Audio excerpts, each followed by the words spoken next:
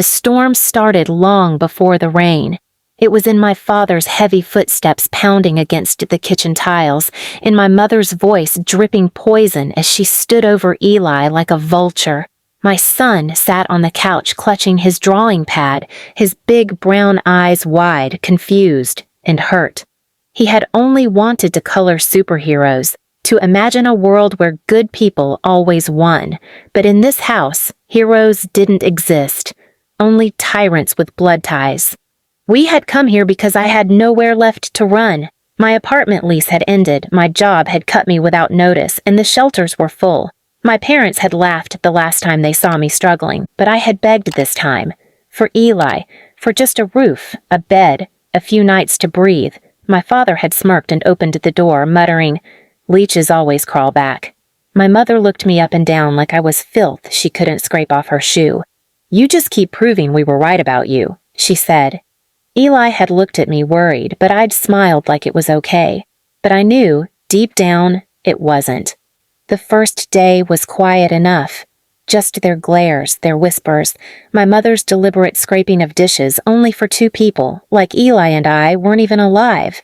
But by evening, the insults grew louder. "This house smells like failure," my dad grunted when I passed him in the hall. "Trash brings trash," my mom said when Eli accidentally dropped his toy. Every time I swallowed the anger, reminded myself we had nowhere else to go, I felt a piece of me dying, but I still shielded Eli with soft words, hugs, whispered promises that this was temporary. Please subscribe to our channel and tell us in comments from where are you watching this video. That night, the line finally snapped. Eli sat drawing again, quietly, on the arm of the couch. My mom swooped in, snatched his pencil and ripped his page in half, laughing as she tossed it aside. "Art, you think you're some kind of genius?" she spat. "You're just like your mother, a mistake pretending to matter." "Stop," I said sharply, stepping forward before I could think twice. My voice shook, but it carried years of anger in it. "He's a child. You don't talk to him like that."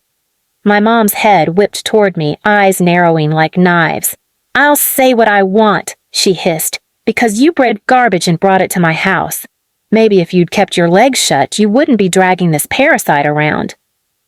Eli's little body trembled next to me. I crouched and wrapped my arms around him, whispering, "You're perfect. She's lying. Don't listen." But my father's footsteps thudded in from the kitchen, his face already twisted in rage. "Don't you ever talk back to your mother in my house," he barked. "You don't make the rules here. You never did." "I'm just telling you not to hurt him," I said, standing my ground though my knees shook. "I let you do this to me my whole life. I won't let you do it to him." And that's when his eyes went cold. That dangerous calm that meant violence wasn't far. He grabbed the rusted crowbar leaning against the doorframe from earlier car work, lifted it like it weighed nothing, and stalked toward us. Eli whimpered, clinging to my leg, and my heart pounded in my throat. "Move," my father said, low and deadly. "No," I whispered, crouching and wrapping myself around my son, my body forming a shield. From behind him, my mother's voice cut through the tension like acid. "Let her get hit. Let her learn. That's what you get for breeding trash like yourself." The first blow landed on my shoulder, white-hot pain shooting through me. I bit back a scream, holding Eli tighter, whispering over and over, "I've got you, baby. You're safe. Mommy's here." Another hit, this one across my back, sent me sprawling to my knees, but I refused to move, refused to let them near him. My father's breath was ragged, his curses filling the room. My mother stood watching, arms crossed, smirking like justice was being served. By the time he threw the crowbar down, my body was shaking, my breath uneven, but my son was untouched. My father glared down at me, disgust on his face. "Get out," he snarled. "Take your brat and crawl back to whatever gutter you came from." My mother stepped closer, leaned in just enough to spit her final venom into my ear. "You'll come crawling back again. You always do, because trash doesn't survive long without someone's scraps." I said nothing. I gathered Eli in my arms, ignoring the screaming pain in my body, and walked out into the rain. The night was cold, but colder was the way Eli clung to me, his tiny sobs muffled against my neck. I kissed his hair, tears mixing with rain on my cheeks. "I swear to you," I whispered, my voice trembling but fierce, "they'll never hurt you again, and they'll never forget what they did tonight." We walked down that empty road, each step searing agony, but my resolve burned hotter than any pain. That night, something inside me died. The girl they'd beaten down for years. In her place, something stronger was born, a woman who would make sure they'd regret every strike, every word, every ounce of pain they had ever poured into me, and now tried to pour into my son. And this time, I wouldn't just survive. I would end the reign of terror they called parenting, permanently. The days after that night felt like one bruised blur. Every time I shifted Eli in my arms, the ache from my father's crowbar lit up my back. We drifted from cheap motels to borrowed couches, no real home, but safer than that house of horrors. Eli stayed quiet most of the time, drawing in silence, his once bright smile dimmed to a flicker. Every time I saw the fear in his little face, something inside me hardened. This time, I wasn't going to just run. This time, I wasn't going to hide. My parents had spent my whole life playing gods in a crumbling kingdom of fear. I had been their favorite punching bag, their daily reminder that I wasn't worth love. And now, they had extended that cruelty to my son, a 7-year-old child who had never known hate until they spat it in his face. I spent nights awake, thinking of every moment they made me beg for affection, every bruise, every insult, every time they starved me just to remind me they could. They had never feared anything. Not the law, not judgment, not losing me. Their power came from believing they were untouchable.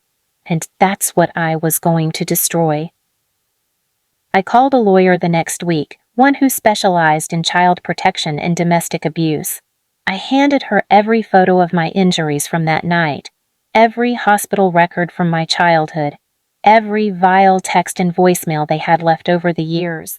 It wasn't just about what they did to me, it was about what they had just tried to do to Eli. For the first time in my life, I wasn't asking for help to save myself. I was preparing to burn their entire fortress of power to the ground and make sure they never had a chance to rebuild it. The lawyer listened quietly, her face darkening with every word. When I finished, she leaned forward and said, "We won't just stop them from hurting you again. We'll make sure they never hurt anyone else either. People like this think the law can't touch them. We're about to prove them wrong." From there, the plan unfolded piece by piece. Police reports were filed, not just from that night, but reopening past incidents I had buried because I was too scared to fight. Old neighbors stepped forward with their own stories of hearing screams and seeing bruises they were told to ignore. Teachers from my school days, now retired, submitted statements about how often I had shown up with marks on my skin. My case became a storm gathering strength, one my parents couldn't stop or silence like they always had. Weeks turned into months, and they started to notice. My mother called one day, her voice tight with anger masquerading as concern. "Are you really doing this? Dragging family into court? You think you're going to win? You're trash. You'll always lose." I held the phone away for a moment, then brought it back to my ear and said evenly, "This isn't just a case, it's your reckoning. You made me afraid every day of my life. You swung a crowbar at me in front of my child. That ends now." And I hung up. Eli began to change as the case grew. I saw hope flicker back into his eyes when I told him they'd never be able to touch him again. "Will they be gone forever, Mom?" he asked one night, his voice small. I kissed his forehead and whispered, "Not just gone. They'll never be able to hurt anyone again. That's my promise." The first hearing date was set. My parents strutted in with the same smug arrogance they'd worn my whole life, convinced they could lie, intimidate, or scream their way out of this.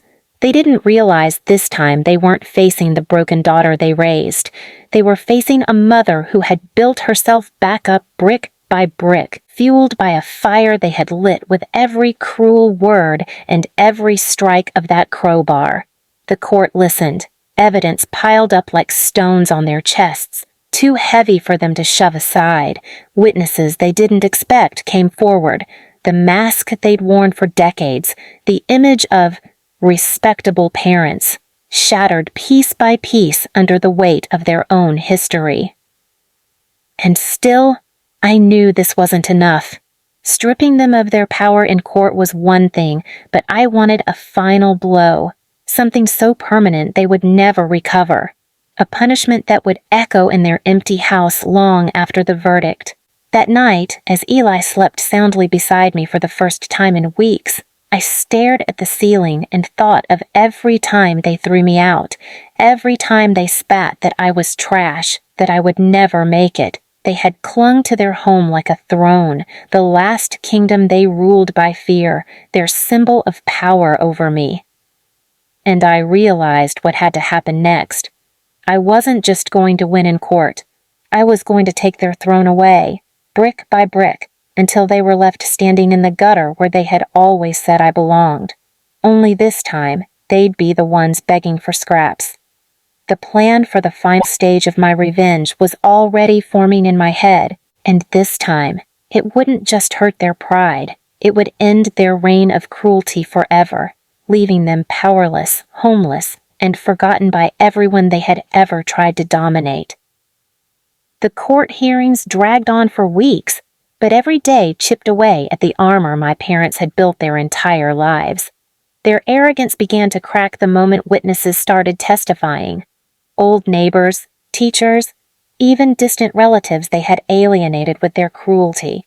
The truth was no longer just my word against theirs.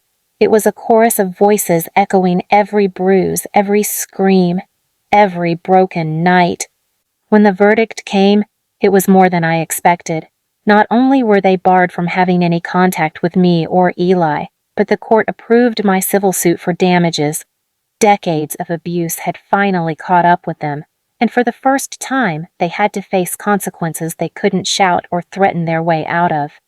But I wasn't finished. With the damages awarded, the final blow landed fast. Their house, the one they had lorded over me as a symbol of their power, the place they threw me out of as a child, the one they called their kingdom, was seized to cover what they owed me and others they had hurt. Within a month, eviction notices hung on their front door like a scarlet letter, visible to every neighbor they had once ruled with fear. I didn't go there myself, but I heard about it. My parents, once so smug, stood on their lawn surrounded by their belongings, eyes wild, voices shrill as they realized no one was coming to help. The same community they used to intimidate walked past them without sympathy. They were just two broken people with no home, no power, no family to lean on, not even each other, because their cruelty had hollowed everything around them. The day the house was finally locked up and the keys handed to someone else, I sat with Eli on our own small porch, watching him draw in peace. For the first time, his hands didn't tremble when he picked up his pencil. He looked up at me and asked quietly, "Mom, are they gone now?" I wrapped my arm around him and kissed his hair. "Yes, baby. They can't hurt us anymore. And they never will again." That night I lay awake, not from fear, but from the strange calm of knowing it was truly over. I hadn't just survived my parents. I had ended their cycle of power. The people who once made me beg for shelter were now the ones begging for a place to sleep. The ones who called me trash had been stripped of everything they valued. For the first time in my life, the nightmare didn't follow me to sleep. The only sound in my head was Eli's quiet laughter from earlier that day. The sound of a child finally free from a legacy of pain, and I promised myself, no matter what came next, that was the only thing that would ever matter again. Please subscribe to our channel and tell us in comments from where are you watching this video.